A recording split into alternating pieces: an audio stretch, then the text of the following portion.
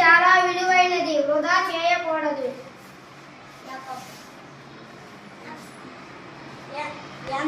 ఎంత నీరు ఉంటుంది, ఎందుకు దాచుకోవాలి, వదిలేయచ్చు. బిడ్డలారా, మీరు నన్ను ఇలా వృధా చేస్తే భవిష్యత్తులో మీకు నీరు దొరకదు. నేను లేకపోతే పంటలు, ఆహారం, జీవం ఏది ఉండదు.